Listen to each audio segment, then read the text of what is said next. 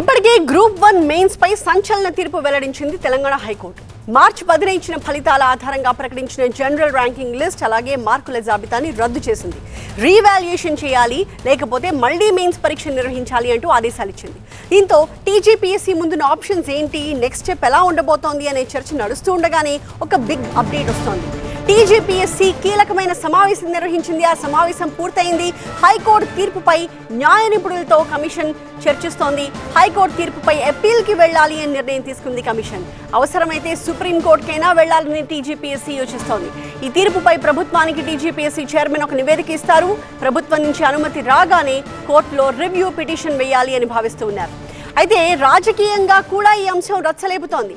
తిరిగి గ్రూప్ 1 పరీక్ష నిర్వహించాల్సిందేనని BRS demand చేస్తుంటే టీజీపీఎస్సీ అవినీతిపై జ్యుడిషియల్ కమిషన్ వేయాలని కూడా వాళ్ళు డిమాండ్ చేస్తూ ఉన్నారు. ఇంకొక వైపు గ్రూప్ 1 పై హైకోర్టు తీర్పుని బీజేపీ స్వాగతిస్తోంది. వ్యవస్థలో లోపం ఉంది అని అర్థమైంది అన్నారు బీజేపీ చీఫ్ రామచంద్రరావు. గతంలో అర్హత లేని వాళ్లతో వాల్యుయేషన్ చేయించారని చెప్పిన ఆయన ఇప్పటికైనా నిపుణులతో రీవాల్యుయేషన్ చేయించాలని డిమాండ్ చేస్తున్నారు.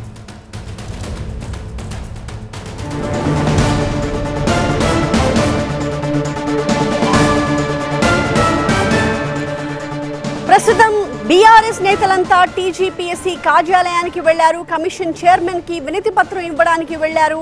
ఎమ్మెల్సీ శ్రవణ్, ఆర్ఎస్ ప్రవీణ్ అలాగే గెల్లు శ్రీనివాస్. కానీ కమిషన్ చైర్మన్ అందుబాటులో లేనట్టుగా తెలుస్తోంది. కంప్లీట్ డీటెయిల్స్ మా ప్రతినిధి విద్యాసాగర్ అందిస్తారు. విద్యాసాగర్, సో రాజకీయంగా కొన్ని అడుగులు పడుతూ ఉన్నాయి, కొన్ని డిమాండ్స్ వస్తూ ఉన్నాయి. కానీ టీజీపీఎస్సీ కీలకమైన సమావేశం తర్వాత లీగల్ గానే ప్రొసీడ్ అవ్వాలి అని నిర్ణయం తీసుకోవడం వెనక ఎలాంటి కారణాలు కనిపిస్తున్నాయి?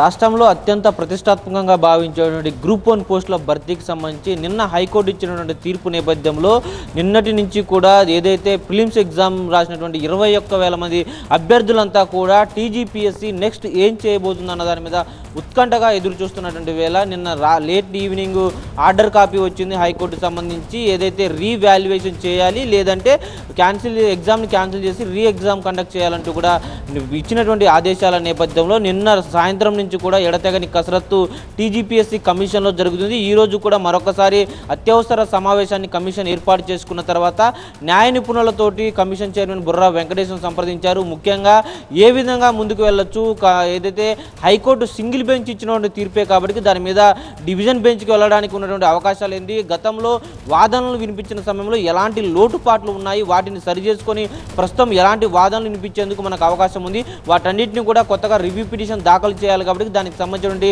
అంశాల మీద క్షుణ్ణంగా దాదాపు సుదీర్ఘ కసరత్తే జరిగిందని చెప్పాలి. ఉదయం నుంచి మధ్యాహ్నం వరకు కూడా కొద్దిసేపటి క్రితమైన ఏదైతే ఈరోజు టీజీపీఎస్సీ కార్యాలయం నుంచి బయటకు వెళ్లారు సీఎంఓ కావచ్చు, ఉన్నత అధికారులు కావచ్చు, వీళ్ళందరితో భేటీ అయిన తర్వాత ప్రభుత్వానికి ప్రస్తుతం కమిషన్లో చర్చించినటువంటి అంశాలన్నింటినీ కూడా వివరిస్తారు. అక్కడ ఒక డెసిషన్ తీసుకున్న తర్వాత ప్రభుత్వం నుంచి గో హెడ్ అనేటువంటి అనుమతి వస్తే డెఫినెట్గా రేపు రివ్యూ పిటిషన్ ఏదైతే సింగిల్ బెంచ్ తీర్పును సవాలు చేస్తూ డివిజన్ బెంచ్లో పిటిషన్ దాఖలు చేసే అవకాశం అయితే మనకి స్పష్టంగా కనిపిస్తుంది. అయితే ఈ యొక్క లీగల్ రెమెడీస్ ఏవైతే ఉంటాయో న్యాయపరంగా వాటన్నిటినీ కూడా ఈ యొక్క గ్రూప్ 1 కేసులో వినియోగించుకోవాలన్నదే ప్రధాన ఉద్దేశంగా టీజీపీఎస్సీది మనకి కనిపిస్తుంది. ఎందుకంటే ప్రస్తుతం జరిగినటువంటి అంశంలో మనం ఇక్కడ కౌంటర్ దాఖలు చేయడంలో కావచ్చు, వాదనలు వినిపించడంలో కావచ్చు ఫెయిల్ ఉండొచ్చు, కానీ ఎక్కడ కూడా వాల్యుయేషన్లో కావచ్చు, పరీక్ష నిర్వహణలో కావచ్చు లోపాలు లేవన్నది టీజీపీఎస్సీ వాదన. ఇదే అంశం మీద డివిజన్ బెంచ్కి వెళ్ళిన తర్వాత ఎలాంటి వాదనలు వినిపిస్తారో చూడాలి. అయితే ప్రస్తుతం ఇది గ్రూప్ 1 అంశం అంతా కూడా పొలిటికల్ టర్న్ తీసుకున్న నేపథ్యంలో రాజకీయ ఒత్తిళ్లు కావచ్చు, అభ్యర్థులు కావచ్చు, ఎందుకంటే ఎంపికైనటువంటి అభ్యర్థులు సర్టిఫికేట్